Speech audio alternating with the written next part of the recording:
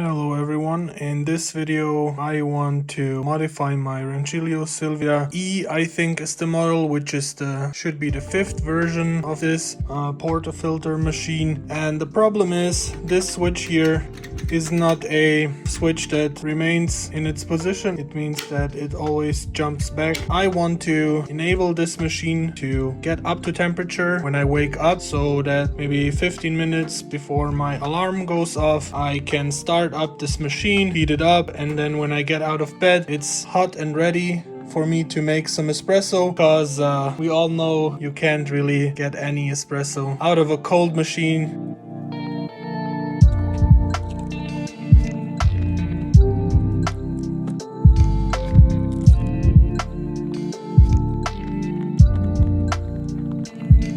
So what's the plan? Well, there is the old Rancilio Silvia version 1 through 4, I think, that use this old switch, and this old switch remains in place. So my goal is to replace this switch. Then the night before I go to bed, I change it to this position, which is the on position. I plug the machine into my Eve Energy smart switch here, and then I can automate this with Apple HomeKit or Home Assistant or whatever. And also because this LED or bulb that is green normally, which shows the on-off state, is replaced by, of course, this orange one here, which will indicate the on-off state. We don't need two anymore here, so that's why I also bought the old heater LED or bulb that comes with the older versions. By the way, if you're asking yourself what this is my Auber Instruments PID.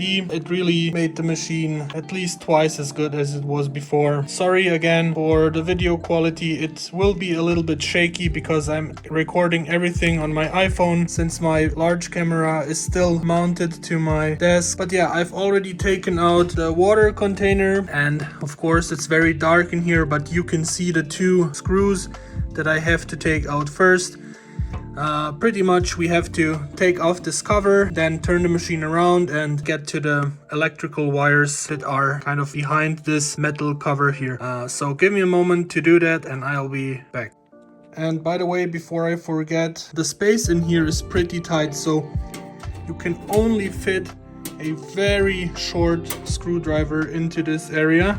So I have this Vera kit here, and it's barely short enough to fit in here.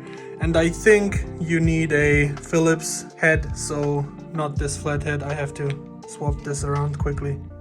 So after you've loosened these two screws here, you have to, of course, take off these ones as well, which I forgot to mention.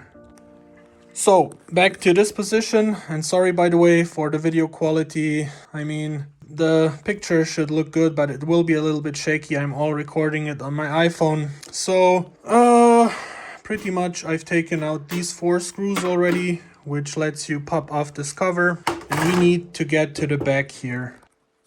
So now that we've taken the top cover off, you can see that there are 2 more screws that hold this whole separator in place, essentially the whole back part in place. And I suggest you only loosen them. You should not take these out. You should only loosen them enough so that you can pull off the back cover.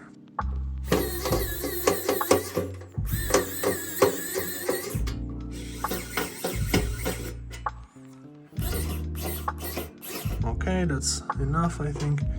You just have to loosen it so that you can separate this back cover from the rest of the machine, which looks good. Then in this square hole here at the bottom there is another Phillips head screw which you have to loosen, and this one is really tricky, so let me figure that out. Pretty much you have to stick in a long screwdriver here and then unscrew it, but I doubt that this tip is long enough, so I will look for a longer one and be right back. Alright, so I didn't really get to the screw there. It's really hard to get to. I don't know if you can see it. Let me quickly zoom in. So it's kind of a bit covered by this hole. It's not perfect. I can't get to it, so the hack that you can do is to actually, you do take out these 2 screws and then you pull this to the back until it clears this corner, and once you do that, you can pull it up, and like that you can create some space to get to the bottom screw. Alright, now I was able to pull this cover out and I can reach this screw here in the bottom easily. The electrical motor is not strong enough, but it will work eventually. That should be enough. You just have to create some space between this metal cover and the screw pressing it down. Now we should be able, yay, to pull out this cover, take it out of these two hooks here, and we are there. So this is my PID, which I've already installed. There are already videos on this on YouTube, but as far as I know, there are no videos about the mod I'm going to do. So this Gicar box here, pretty much we will pull out the red and blue wire here. Then in the front, of course, we will pull out the switch and the bulb, place it with these ones. Before I start, I will show you the whole scheme, the electrical scheme of the original version and of the version we want to achieve. So please feel free to pause the video at this point if you need to screenshot the plans here, the electrical plans. And thanks again to posters at Kaffeenetz.de, which is a German coffee enthusiast forum, who have provided detailed instructions on this mod and drawn their own plans for this mod. And by the way, one tip that many people don't know: after you're done with this mod, there will be still many wires going to this Gicar box, to this relay, but it will be completely out of function. So essentially you can take it out. I will not take it out. I will just leave it here because, you know, if I ever sell this machine or anything, I can just leave it here, rewire it or whatever. I will show you the plans and then we can start.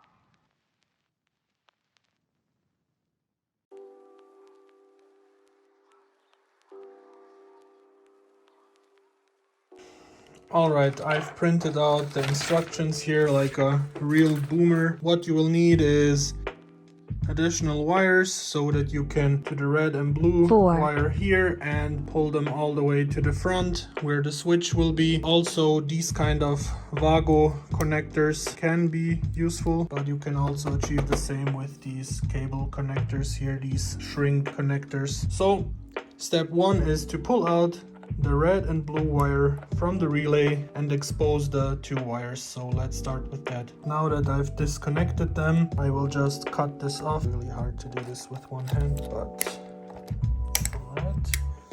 Now we will strip these wires a few millimeters and then connect the new wires to it. And I know these wires are way too big, but they are from my electrical bike and I didn't have any others lying around. So now we have the two wires exposed. It's a little bit too much, but who cares? I'm lazy, so I will use these. This is how it looks like. My extension wire is connected to the blue one here.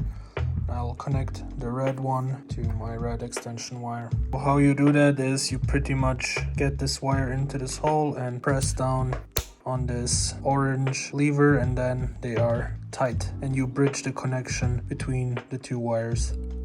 The next step is to route these two extension cables to the front, and you have to really think about it where you route them, because there are many very hot pieces like the boiler, like the copper tubes. Either you go around the side here and use the existing zip ties, or you go this route. So essentially you have to follow the existing cables, which are all pretty much out of the way from the hot components. The next step is to take out the front switches, and as you can see, they have these standouts here and you can press them in. But before that, of course, you want to remove these plastic connectors as well.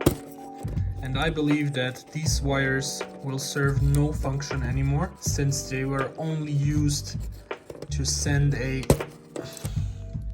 signal to the relay that was controlling the power before. So these two I think you can ignore. But yeah, that's the old switch and this is the old bulb, which we can, by the way, also pull out, and we can just connect the same, I think 6 volts or whatever, to the new. So just remove these 2 wires, connect them to this switch, and then install it from the front like this. You might have to start maybe from the bottom because it's easier to reach with your fingers. You can press in these winglets and then you work your way to the top and then it just comes out. So remember, the previously green bulb will not be used anymore. You can just leave it. The orange one, we will cut off these wires and connect the new to it, but we can do this at the end. It will be easier. For now, we will install the new switch first. You have to make sure that the bulb will be in the bottom. With the bulb being at the bottom, you just push it in like so. So at this point, the new switch should be in. The mount for the old bulbs should be out. You can just push it out from the inside. The next step is to connect the new wire that you've extended from the blue one down here. This one will get such a cable shoe that fits these pins. And it will go to the bottom left one. So let's do that first. I've installed this shoe and it will connect to the bottom left here. So, and by the way, you can get these kits with these cable shoes for like 10 bucks at a hardware store. Now we will do the red one like so. You connect this one to the top left. All right, now you should have a wire going to the previously red wire and the wire going to the previously blue wire. These 2 are the pins 9 and 10 from the scheme. So these are the pins 9 and 10. They are not functional anymore. As I mentioned, the whole box is not in use anymore, so forget about it. But just if you're wondering, it's the pins 9 and 10 that get extended now to the new switch. And now there's one more thing left to do. There are 2 blue ones and 2 black ones coming out of the lower pins. A couple of them go to the electrical cord and the other one will have to be cut off and routed to these 2 remaining pins here. One is going immediately to this brown connector, and if you follow to this brown cable, and if you follow the brown cable, it goes into this large 3-phase cable, which then of course goes to the power cord, this fat one. So we don't have to touch that one, but the other black one, if you follow it, fat one, it goes up, it goes right by the power cord. It does not go into the power cord. The one with the white font printed on that one, we will have to split right here, a couple centimeters away from the pin connector.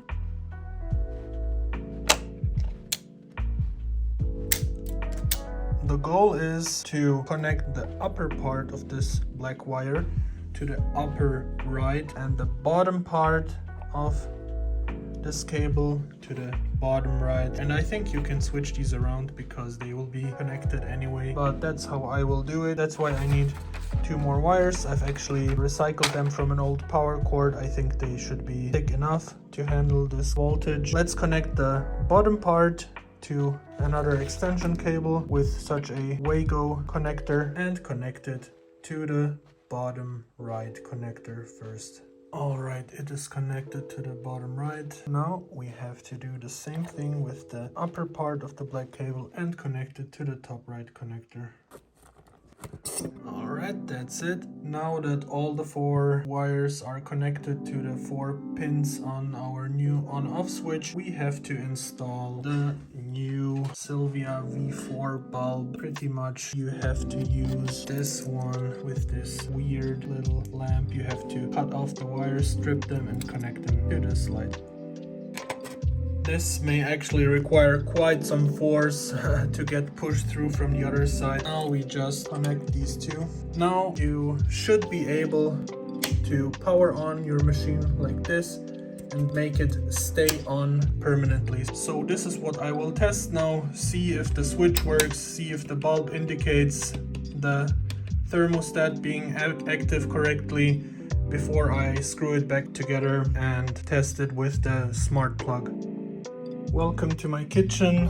the machine is plugged in. I've made sure again that everything is pretty much isolated. No wires should be too close to the hot components, as I've mentioned before. And please, of course, if you've never worked with 230 volt systems, or for everyone in the States, your outlets are dangerous as well, even though you have a lower voltage. So if you have absolutely no experience, maybe don't do this mod. But yeah, the machine is plugged in, and let's see.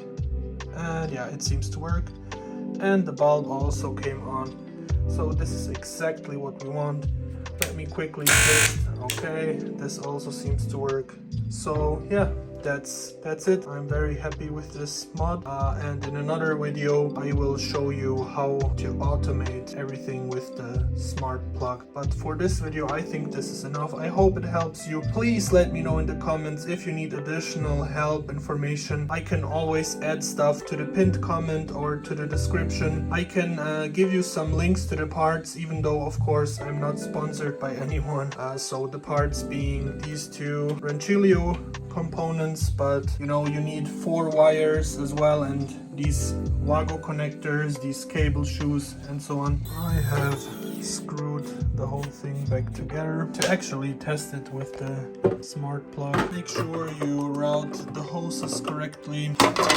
This one, the tray back in, and now with the smart plug here we can test if it works. The smart plug seems to work. We will turn it off again, then turn the machine on, and now imagine that I am controlling my smart plug through an app, which is the equivalent of pressing this corner button, and it works. That's how you convert your old coffee machine into a smart home device that can be automated. Thanks for watching, everyone. This video is a little bit different from my other content, but I hope you enjoy it. You can really upgrade this machine that, you know, is one of the best entry espresso machines out there with a long history, many happy customers. You can convert it to a really nice machine by using the Auber Instruments PID and this mod we did today. So have fun. Maybe some of you will do the same mod, and please, if you're planning to do so, or if you've done it yourself already, leave a comment, leave a like, subscribe for more tech related content, and see you next time. Bye bye.